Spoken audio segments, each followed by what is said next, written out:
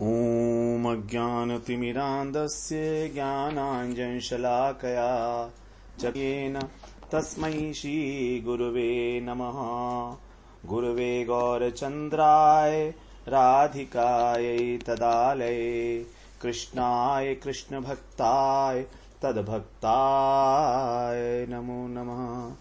श्रीकृष्ण नमो विष्णुपादाय गुरुप्रेष्ठाय भूतले श्रीमद्भक्तिवेदान्त माधव इति नामिने साक्षात् गुरुसेवामूर्तये शब्दब्रह्मणि प्रतिष्ठितः पतितपावनचरित्राय नारायणाय प्रियो नमः।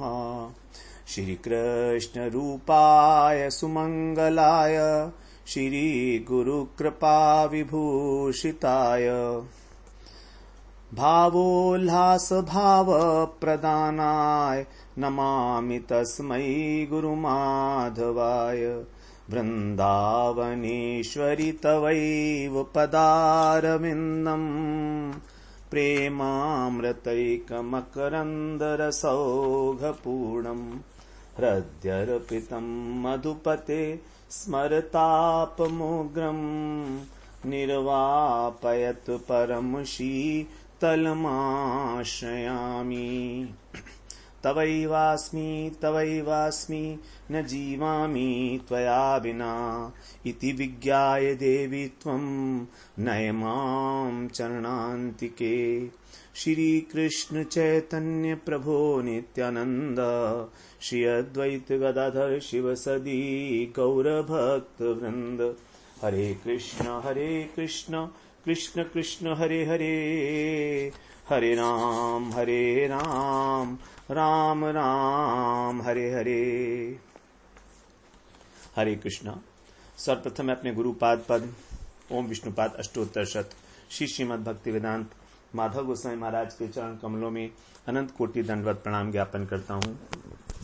हम लोग लीला शुक के द्वारा विरचित श्री कृष्ण कर्णामृतम ग्रंथ का पाठ कर रहे हैं। हम लोग 35वें श्लोक में किस प्रकार बिल्वमंगल की दर्शन की उत्कंठा है तो उसको यहाँ पर अलग अलग श्लोकों के माध्यम से वो व्यक्त कर रहे हैं। 35वें श्लोक में हमने श्रवण किया भगवान की जो बाल सुलभ चपल और मुग्ध चितवन है वो बिल्वमंगल ठाकुर के हृदय में एक अजीब सी ललक उत्पन्न करती है और उनके जो नेत्र हैं रसायन रूप, तो ऐसे चंचल नेत्र उन किशोर कृष्ण का आलिंगन करने के लिए उनके नेत्र उनकी जो नेत्र हैं बिल्वमंगल ठाकुर के हमेशा उतावले रहते हैं, उत्कंठित रहते हैं। अब दर्शन की जो लालसा थी वही घनीभूत होकर अब बिल्वमंगल ठाकुर के नेत्रों के सामने लीला विहारी के स्वरूप में प्रकट हो जाती है और उस माधुरी का दर्शन करके हृदय में जो दशा हो रही है उसका वर्णन यहां पर बिल्वमंगल ठाकुर कर रहे हैं। 36वें श्लोक में कह रहे हैं अधीर बिंबाधर विभ्रमेण हर्षाद्र वेणु स्वर संपदा च अनेन केनापि मनोहरेण हाहंत मनो दुनोषी।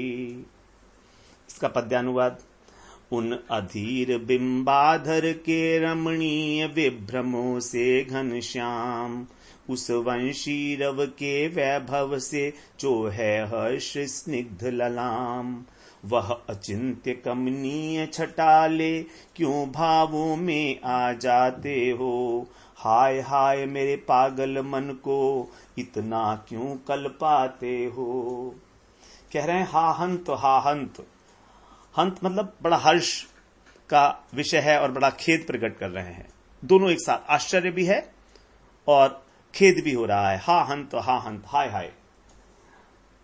आपकी जो ये वंशी है ये इसके द्वारा ये कैसी है, अत्यंत विचित्र है, मनोहर है और हर्ष पूर्ण। इसके जो हर्ष आर्द्र वेणु स्वर, हर्ष से जो हृदय के अंदर सरसता उत्पन्न करने वाली है, ऐसी आपकी वेणु का जो नाद है, जो आपकी स्वर संपदा है उससे।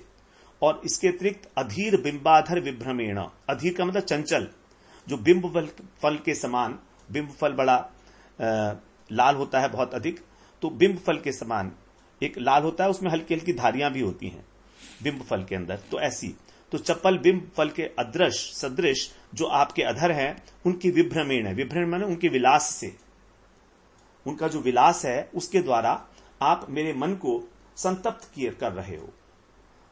अनेन केनापि मनोहरेण, मेरे मन को आपने हर लिया है।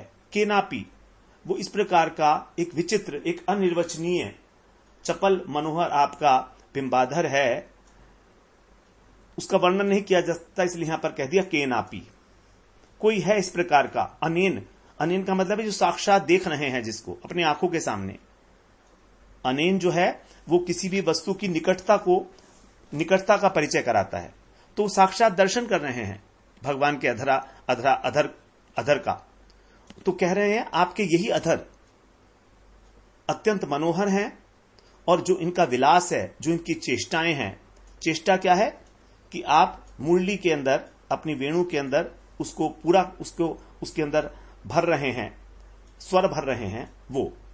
तो इसलिए आपकी जो मुरली का रव है वो स्वर संपदा से युक्त है, उसके द्वारा आप मेरे हृदय को व्यथित कर रहे हो। मैं क्या करूं? तो आपका दर्शन करा और मेरा जो मन मुग्ध था पहले से ही, वो और अधिक लुब्ध हो गया। तो मेरे मुग्ध मन को आपने लुब्ध करके और क्षुब्ध कर दिया। मेरा मुग्ध मन को आपने और अधिक लुब्ध किया और वो अब क्षोभित हो गया, क्षुब्ध हो गया, जल रहा है। अब मैं क्या करूं? ये तो आपकी कोई असाधारण, केनापि, कोई अनिर्वचनीय, अतुलनीय मनोहर शोभा है जो मेरे मन को व्यथित कर रही है। इसके वर्णन करने की सामर्थ्य मुझ में नहीं है, इसकी कोई उपमा भी नहीं है। मन जाने के दो नैना, कहिबे को नाहिन है बैना। इनको कहो कहन को पारे, देखे जो पहले हारे। कहा कहो के ही विधि कहो, यह हृदय की बात। हरि हेरत हरि हरि गयो, हरि सर्वत्र लखात। कहा कहूं अपने हृदय की बात, कैसे कहूं? क्योंकि जो मेरे पास हृदय था वो तो हरि जो है हर कर ले गए, और जब हरि हर कर ले गए तो मुझे सब जगह हरि हरि दिख रहे हैं। हरि सर्वत्र लखात। मोहन की मनोहरता यही है, क्योंकि मनोहर है और मोहन है। तो जो अनिर्वचनीय है, अनिर्वचनीय सौंदर्य माधुर्य, उसका जो स्रोत है, उसका जो उच्च स्थान है, उद्गम स्थान है, वही है ये। इस सौंदर्य के अंदर, इस माधुर्य के अंदर यदि कोई गोता लगाता है तो डूब ही जाता है। तो ये मनमोहन मन को मारने में, मन को हरण करने में तो चतुर है ही, लेकिन उसको संभाल नहीं पाता। मोह न, उसको फिर किसी प्रकार भी संभाल नहीं पाता मोहने के बाद। अधीर धरत पे चलत है, तापे वंशी बजात। मोमन मोहन कौन यह, मारी हाय मन जात। मोहन मोहन सब कहें, मोहन मोहन साचो नाव। मोहिन मोहित करि कछु, क्यों कर मोहन गाओ। तो आपकी जो मनोहरता है, आपका जो बिंब अधर है, बिंब के समान होठ हैं, अदृश बिंब के सदृश अधर हैं, वो उनका जो विलास है, उस विलास को ही आप मानो वेणु के अंदर स्वर गान के रूप में प्रकट कर रहे हो। तो इस अधरोष्ठ में जो नीचे का होता है होठ, उसको बोलते हैं अधर, जो ऊपर का होता है उसको बोलते हैं ओष्ठ। तो ये अधरोष्ठ में तीन चीजें हैं। नंबर 1, बिंब फल की सी अरुणिमा, क्योंकि बिंब फल जो है बिल्कुल लाल होता है, हल्की हल्की धारियां। दूसरा, इसके अंदर मुस्कान की मधुरिमा है। और तीसरा, इसमें विलास की भंगिमा भी है, इसलिए कह रहे हैं विभ्रम। अधीर बिंबाधर विभ्रमेण है। तो इसी कारण इन तीनों गुणों को धारण करके आपके जो अधर हैं ये अतिशय चंचल हो रहे हैं, अधीर हो रहे हैं। और उनकी ये चंचलता ही आपके हृदय में जो उमंग है उसके साथ मिलकर इस वेणु को पूरा कर रही है, पूरित करके स्वर लहरियों के रूप में प्रकट हो रही है। अधरों की चंचलता और हृदय की उमंग के साथ जब आप वेणुनाद करते हो तो वही जो है आपकी स्वर लहरियों में प्रकट हो रहा है, दृश्यमान है। तो वेणु ध्वनि को श्रवण करके और साक्षात दर्शन करके मन की जो उत्कंठा है बिल्वमंगल ठाकुर की, वो अत्यंत ज्वलनशील हो रही है, बढ़ती चली जा रही है, हृदय को उनके दग्ध कर रही है। तो बड़ी विचित्रता की बात है कि दर्शन तो कर रही हैं आंखें, लेकिन मर रहा है मन, जल रहा है मन। अद्भुत पेड़ो प्रेम को न्याय कहत सब कोय, नैनन सो नैना मिले घाव कलेजे होय। नैन से नैन मिलता है लेकिन घाव कलेजे को होता है। ये अद्भुत रीति है प्रेम की। इस प्रकार कृष्ण का जो रासोन्मत्त महाचंचल मदन मोहन स्वरूप है, उसका दर्शन किया है बिल्वमंगल ठाकुर ने, और उनका चित्त अतिशय व्यथित हो गया। उनकी रूप की चोट से मानो वो घायल हो गए, अपने कलेजे को थामकर करहा रहे हैं। इसीलिए कह रहे हैं हा हंत मनोदुनोशी। हा हंत 2 बार कहा गया है। हा शब्द से, पहले हा शब्द से समझिए खेद, और दूसरे हंत से हो रहा है आश्चर्य। हा हंत तो खेद और आश्चर्य की अधिकता के कारण ही यहां पर 2 बार कह रहे हैं हा हंत। तो मनो दुनोशी, मेरे मन में लोभ उत्पन्न करके आप उसको व्याकुल कर रहे हो, दुनोशी व्यथित कर रहे हो। तो आपका जो मनोहर रूप है ये कैसा है? अनिर्वचनीय है। केनापि अनेन केनापि मनोहरेण, आपका जो मनोहरत्व है, जो आपके चंचल अधर हैं, जो आपके अधरों की अरुणिमा है, मुस्कान की मधुरिमा है और विलास की भंगिमा है, ये सब अनिर्वचनीय है। इसका वर्णन मैं किसी प्रकार भी नहीं कर पाऊंगा। इस प्रकार से हा हंत कह के उन्होंने इस श्लोक को विश्राम दिया। तो यहां पर इस श्लोक के माध्यम से जो किशोर कृष्ण हैं, उनके दर्शन से प्राप्त सुख और उनकी अप्राप्ति के कारण जो दुख है, ये दोनों ही एक साथ लीला शुक के हृदय में विराजमान है। तो उनका जो सुखाकार मन है वो मानो दुखाकार मन से कह रहा हो कि तुम कृष्ण के कृपा के कटाक्ष की अपेक्षा करो, तुम इतना दुख क्यों भोग रहे हो? तुमको जब तुम इस प्रकार कृष्ण की कृपा कटाक्ष के लिए आशा करोगे तो तुम्हारे को दुख नहीं होगा। इस प्रकार सुख और दुख दोनों का ही अनुभव कर रहे हैं।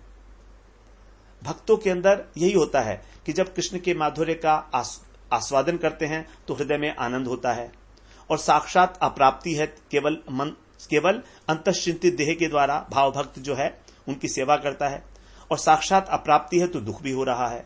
तो सदैव सुख और दुख के बीच में ही जो भक्त है, प्रेमी भक्त है, उसका हृदय झूलता रहता है। ये जो सुख और दुख है ये अप्राकृत है, ये प्राकृत नहीं है, यह अप्राकृत दुख है। श्रीमद् बृहद भागवतामृतम में गोप कुमार जो हैं बता रहे हैं कि किस प्रकार से उनकी अवस्था हुई थी। वो कहते हैं कि मैं जब भजन कर रहा था तो हमेशा महान दुख के साथ बड़ा रोदन करता, महान कातर अवस्था के अंदर करुण स्वर में हा नाथ कहकर पुकारता रहता। इस प्रकार मेरे सारे रात दिन व्यतीत हो रहे थे। मैंने बहुत समय तक जो अनुष्ठान किया वो मैंने किया था सुख पाने के लिए। मुझे ये समझ में नहीं आया कि मेरा जो अनुष्ठान था, क्या मैं उस अनुष्ठान के द्वारा सुख प्राप्त करना चाहता था अथवा दुख के सागर में निमज्जित होना चाहता था। ये मैं नहीं जान सका। मैंने बड़ा सोचा, विचारा, विवेचन किया, लेकिन मैं निश्चित नहीं कर पाया। क्योंकि कभी तो मैं ऐसा लगता था कि ज्वालामय जो शिखाएं हैं उनके बीच में वास कर रहा हूं, और कभी ऐसा लगता था कि मैं श्री यमुना जी का जो परम मधुर निर्मल जल है उसके अंदर जो है अवगाहन कर रहा हूं। कभी ये मैं निश्चय करता था कि किसी दुष्ट के हाथों में पड़ गया हूं। कृष्ण को कह रहे हैं शठ, कृष्ण के लिए संबोधन है शठ। तो इसीलिए मैं महासागर में निमग्न रहता हूं। सुख की गंध मुझको कभी मिली ही नहीं। तो जो प्रेमी भक्त है उसको हमेशा ही जब भगवान की स्फूर्ति होती है तो उसको बड़ा आनंद मिलता है, और जब वो स्फूर्ति लुप्त हो जाती है तो वो दुख के महासागर में डूब जाता है। इस प्रकार की स्थिति में साधक जो है हमेशा झूलता रहता है।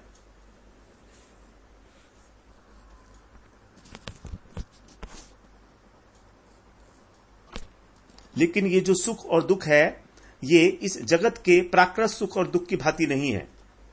इस प्राकृत जगत में तो हम इंद्रियों के द्वारा जो विषय ग्रहण करते हैं, उन्हीं के द्वारा कभी हमको सुख होता है और कभी दुख होता है। सर्दी, गर्मी, क्षुधा, पिपासा इत्यादि जितने दैहिक धर्म हैं, ये सब दुखी हैं।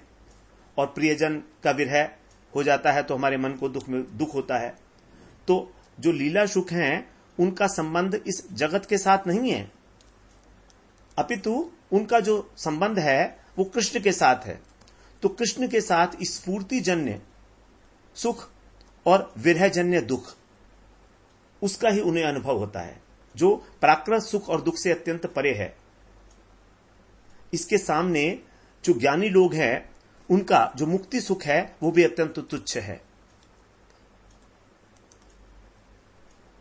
तो इस प्रकार लीला सुख जो हैं, कृष्ण के दास होकर परम भावमय इस अवस्था को प्राप्त करके उनके चरण दर्शन के लिए अत्यंत लौलुप हो रहे हैं, क्योंकि उनके चरण दर्शन करने में ही उनको आनंद है, और जब उनका दर्शन नहीं होता तो महाक्लेश है। इस प्रकार वो माधुर्य के आस्वादन में और आस्वादन ना होने की स्थिति में जब विरह होता है तो उसके दुख में अत्यंत कातर अनुभव कर रहे हैं। इसीलिए उनका जो अंग अंग है, वो उनका जो हृदय है वो अत्यंत व्याकुल हुआ है। तो यहां का जो दुख है वो भी यथार्थत है, कहने मात्र के लिए दुख है, लेकिन उसमें भी एक असीम आनंद है। उस विरह का जो आनंद है वो गोपियां ही जानती हैं। जो भक्त जानता है कि विरह में जब वो रोता है कृष्ण के, तो उसको कितना आनंद होता है, अलग अलग तरीके का। उसको कोई बता नहीं सकता, उसका वर्णन नहीं किया जा सकता, क्योंकि वो जो दुख है वो भी प्रेम रस से बना हुआ है। उसका जो उपादान है, उस दुख का जो उपादान कारण है वो भी प्रेम है, वो उसी से बना हुआ है। कृष्ण प्रेम से ही बना हुआ दुख है और कृष्ण प्रेम से ही बना हुआ सुख है। इसलिए चाहे सुख हो चाहे दुख हो, है तो प्रेममय। इसीलिए उसके अंदर अनंत और असीम चमत्कारिता होती है। चमत्कारिता वहां होती है जहां पर किसी नए वस्तु का अनुभव हो, जो कभी पहले अनुभव में ना आई हो, किसी पहले ना देखा गया हो। तो उसी प्रकार कृष्ण का जो प्रेम है वो नित्य नवायमान रूप में भक्त के हृदय में स्फुरित होता है। वहां पर किसी प्रकार का ये नहीं है कि आप उसको देखते देखते, उस सुख को भोगते भोगते और उससे तृप्त हो गए, ऐसा होता ही नहीं। तृप्ति है ही नहीं। इसलिए भक्त जो है हमेशा अशांत रहता है। ज्ञानी, योगी इत्यादि जितने लोग हैं वो शांति प्राप्त कर लेते हैं, लेकिन भक्त तो भगवान में इतना तन्मय हो जाता है कि वो उस सुख और दुख के झूले में ही झूलता रहता है। लेकिन ये इनका सुख और दुख भी उस मुक्ति सुख और सिद्धि सुख से अनंत अनंत विशाल है। उसकी तो तुलना ही नहीं की जा सकती। एक उसकी बूंद मात्र से भी, उस सुख और दुख के बूंद मात्र से भी उसकी जो है तुलना नहीं की जा सकती। अब यहां पर जो अंतरंग अर्थ बताया जा रहा है, गोस्वामी पाद बता रहे हैं कि कृष्ण राधा रानी के उन्माद का लक्षण है। उन्माद में बताया जाता है सर्वत्र तन्मनस्कतया सदा, अतः सभी अवस्थाओं में और सर्वत्र जब मन तन्मनस्क हो जाता है, तन्मय हो जाता है अपनी इष्ट वस्तु में, तब उसके कारण जिस अतिशय भ्रांति उत्पन्न होती है, उस भ्रांति को कहा जाता है उन्माद। पंडित उसी को उन्माद कहते हैं।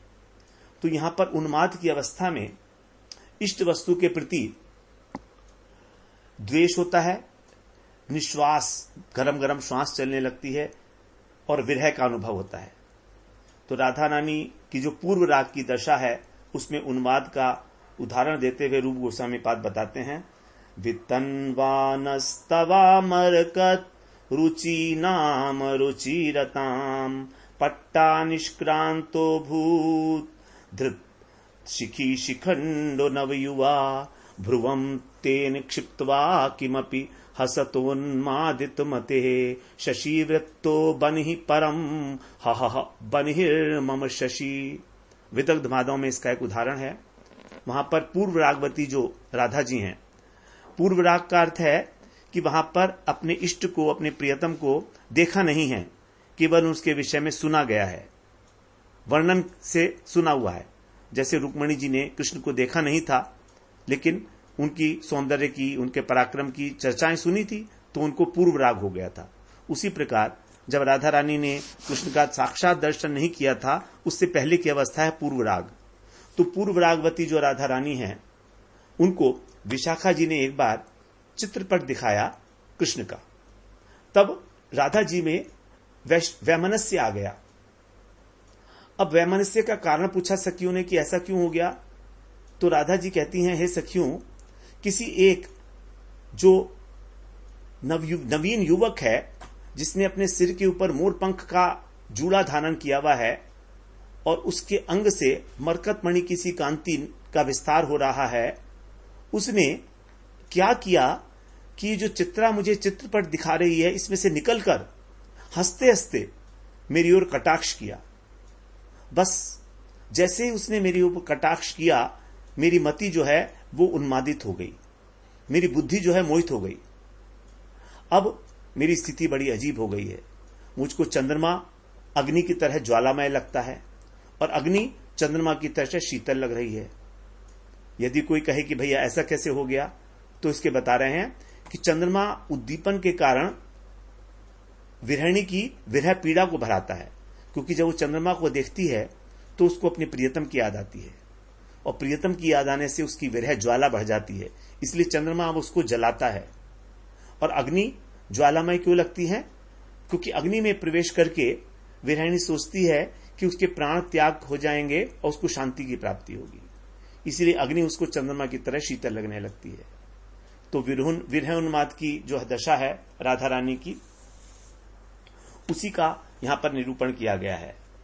तो यहां पर ये कह रहे हैं, राधा रानी जो है अंतरंग लीला परक अर्थ में अपने नेत्रों से, जब राधा जी कृष्ण का दर्शन करने के लिए अत्यंत उत्कंठित हो रही थी, आलिंगन करने के लिए 36वें श्लोक में, तो उसके आगे की जो दशा है, उन्मादित दशा, उसका वर्णन है। यहां पर ऐसा लगता है राधा जी को कि कृष्ण उनके सम्मुख खड़े हैं और कहते हैं, क्यों जी, मैंने तुम्हें अपनी मधुर चितवन से और अपनी मंद मुस्कान से चंचल बना दिया है कि नहीं, बताइए। अब जब कृष्ण के इस प्रकार के व्यंग वचन सुनती हैं राधा जी, तो उनको प्रणय कोप हुआ। अब वो उत्तर देती हैं, अरे कपटी, अरे धूर्त, तुमको तो केवल मन को हरण करना आता है, उसका पालन पोषण कैसे किया जाए वो नहीं आता तुमको। देखो तो तुम्हारे जो ये चंचल होठ हैं, ये कुछ बोलते नहीं हैं, लेकिन तो भी इनकी जो चेष्टाएं हैं वो बड़ी वाचाल हैं। क्या चेष्टा है कि किस प्रकार तुम इन चंचल होठों के ऊपर, अपने अधरों के ऊपर मुरली रखकर और उसका गान करते हो, एक दुंदुभी बजा देते हो। क्यों बजाते हो? जैसे मान लो तुम दुंदुभी बजा रहे हो। किस बात की? कि तुमने हमारे मन की चोरी कर ली है। तो अपने ही इस चोरी कार्य पर गर्वित होकर, हर्षित होकर, और अपनी ही मुरली से एक दुंदुभी बजाते हो। यह तुम्हारा वंशी वादन और क्या है? तुम सोचते हो कि तुम जीत गए, तुमने हमारा मन का हरण कर लिया, इसीलिए तुम्हारे इस वंशी नाद से जो स्वर लहनियां निकल रही हैं, वो विस्मय और रसमय दोनों हैं, क्योंकि प्रत्यक्ष ही मेरे तन और मन को जलाने वाली हैं, और तुम सामने खड़े खड़े हंस रहे हो, क्योंकि तुमने केवल आग लगाना ही सीखा है, उसको बुझाना नहीं सीखा। राधा रानी इस प्रकार प्रणय कोप में आकर कृष्ण को कह रही हैं। तो कृष्ण कहते हैं, हे राधे, तुम्हारा ये कहना ठीक नहीं लगता, ये तो तुम्हारा भ्रम है, तुम बेकार ही मेरे अधरों को और मेरी वंशी को दोष दे रही हो, ये ठीक नहीं है। तो राधा रानी कहती है, नहीं नहीं प्राणनाथ, ऐसा नहीं है, ये मेरा भ्रम नहीं है। देखो तो अनेन के नापी, अनेन का मतलब ये साक्षात, तो मैं तो साक्षात इन होठों को देख रही हूं, ये मेरा भ्रम कहां से होगा। अनेन केनापि मनोहरेण, अनेन का मतलब है प्रत्यक्ष, जो दिख रहे हैं मुझे साक्षात, केनापि मनोहरेण, और ये अत्यंत चंचल भी हो रहे हैं, अधीर बिंबाधर विभ्रमेण, और इनसे जो है इनका विलास भी मैं देख पा रही हूं, तुम्हारा वंशी कलरव भी मैं सुन पा रही हूं, एक एक शब्द तुम्हारी वंशी का मुझे स्पष्ट रूप से दिख रहा, सुनाई दे रहा है, तो तुम कैसे कहते हो कि मेरा भ्रम है। फिर सावधान होकर राधा रानी कहती हैं, परंतु हां प्राण बल्लभ, ठीक ही है, शायद आप ठीक ही कह रहे हो, ये सब एक इंद्रजाल की भांति ही है, क्योंकि तुम्हारे माधुर्य का आस्वादन करना भी मानो एक माया है, इंद्रजाल है, क्योंकि उसका आस्वादन तो पूरा कभी होता ही नहीं है। तृष्णा इतनी अधिक होने के कारण निरंतर आपकी माधुरी का आस्वादन करके भी ऐसा लगता है कि आस्वादन ही नहीं हुआ, क्योंकि कृष्ण की माधुरी के आस्वादन का स्वभाव ही इतना अद्भुत है कि जितनी पिपासा होगी उतना ही आस्वादन होगा, और जितना आस्वादन होगा उतनी ही पिपासा होगी। जैसे सन्निपात का रोगी होता है, उसकी तृष्णा कभी शांत नहीं होती, उसी प्रकार से प्रेम तृष्णा की कहीं शांति नहीं है। भक्त के लिए भी ऐसा ही है कि भक्त भगवान के विरह में जब जो है रोता है तो उसको दुख की प्राप्ति होती है, और जब स्फूर्ति होती है तो सुख की प्राप्ति होती है। आस्वादन करता है लेकिन कभी तृप्त नहीं होता, कभी तृप्त नहीं होती उसकी आंखें, उसका मन और चाहिए और चाहिए और चाहिए, क्योंकि कृष्ण का सौंदर्य नित्य नवायमान है, नए नए रूप में उसके सामने प्रकाशित होता है, कभी बासी नहीं पड़ता। इस जगत का सौंदर्य सारा धूमिल हो जाता है कुछ समय बाद हर एक वस्तु अपना जो है, जो उसका गुण है सौंदर्य का, वो धीरे धीरे सौंदर्य का गुण कम होता चला जाता है, लेकिन ऐसा कृष्ण में नहीं है। इसीलिए कह रही हैं राधा रानी कि प्राण बल्लभ, आप ठीक ही कहते हो कि ये जो आपका रूप माधुर्य है ये एक इंद्रचाल ही है, क्योंकि मन को ये केवल हरण तो कर लेता है मगर शांत नहीं करता, हमेशा अतृप्त रखता है। आपकी जो वेणु का स्वर है वो हर्ष से आर्द्र है। आर्द्र का मतलब है हमारे हृदय को आर्द्र कर देता है, सरस कर देता है, द्रवित कर देता है, और इस प्रकार उस वेणु संपदा से आप हमारे मन को अत्यंत व्याकुल और संतापित कर रहे हो। तो इसके फलस्वरूप मैं जिस प्रकार क्लेश भोग रही हूं उसको तुम नहीं समझ पाओगे कि ये कैसा क्लेश है, ये कैसा दुख है। तुम तो स्त्री का वध करते हो, और स्त्री का वध करने से क्या फायदा। गोपी गीत में भी गोपियों ने यही कहा था कि तुमको भय नहीं लगता कि तुम अबला स्त्रियों का वध करने के लिए तुमने हमको यहां पर बुलाया। इसीलिए कहते हैं कि तुम कैसे हो, कपटी हो, तुम क्रूर हो, चोर की भांति अपना हृदय में मेरे छुप छुप कर अपना कार्य करते हो। सम्मुख होके भी कभी हित नहीं करते, कभी ऐसा नहीं करते कि हमारे हृदय का तुम पालन पोषण करो। हृदय को चुराने में तो माहिर हो, लेकिन तुम्हें उसको संभालना नहीं आता, तुम उसका पालन पोषण नहीं कर सकते। इसीलिए कितने निष्ठुर हो तुम। तुम हमारे हृदय में अग्नि तो जला देते हो, लेकिन उसको शांत नहीं करते। हा हंत मनोदुनोशी। इसलिए अत्यंत खेद और अत्यंत आश्चर्यपूर्वक ये कह रही हैं। तो हा शब्द से खेद और हंत शब्द से आश्चर्य, खेद और आश्चर्य दोनों, और क्योंकि दोनों की अधिकता है इसलिए दो बार कहा जा रहा है, दो बार ये बात कही। और ये सब अनिर्वचनीय है। आपका मनोहरत्व, उसको बताने की कोई क्षमता मुझ में नहीं है कि आपकी जो स्वर संपत्ति है वो भी मनोहर है, और आपके जो अधर हैं वो भी मनोहर हैं। बिंब फल के सदृश आपके जो अधर हैं, चंचल अधर, दोनों ही मनोहर हैं, अनिर्वचनीय रूप से मनोहर हैं। रोम रोम तन जरी उठे, वरी वरी उठे शरीर, कब छिड़कहुगे आन के कृपा कटाक्षण नीर। कही कही काहि सुनाइए सही सही उपजहि शूल। रही रही जिए ऐसे जरे दही दही उठे दुकूल। मेरे शरीर का रोम रोम जल रहा है, कब तुम अपने कृपा कटाक्ष रूपी जो जल है उसका छिड़काव करके और मेरे इस व्यथा को शांत करोगे। जो जो भी तुम मुझे सुना रहे हो, जो जो भी मैं सुन रही हूं, उससे मेरे हृदय के अंदर एक शूल सा उत्पन्न हो रहा है, उसको सही सही उपजई शूल। और रह रह के मेरा हृदय ऐसे जल रहा है, बार बार उसके अंदर लपटें उठ रही हैं। जैसे किसी वस्त्र में आग लगा दी गई हो तो उसमें से लपटें उठती हैं, उसी प्रकार। तो राधा रानी का जो ये उन्माद दशा है, 10 विरह की दशाओं में जो उद्वेग दशा, उन्माद दशा है, उसका ही प्रलाप है। अब इसी प्रकार से आगे के जो श्लोक हैं उसके अंदर, उन 10 दशाओं के अंदर जो आगे मोह है, व्याधि है, अनेक प्रकार की दशाएं हैं। 9वीं दशा मूर्छा है, फिर 10वीं दशा मृत्यु है। इन सब का आगे जो है क्रमशः वर्णन किया जाएगा। तो हम लोग अगले सत्र में फिर 37वें श्लोक में प्रवेश करते हैं। वांछा कल्पतरुभ्यश्च कृपा सिन्धुभ्यैव च पतितानां पावनेभ्यो वैष्णवेभ्यो नमो नमः।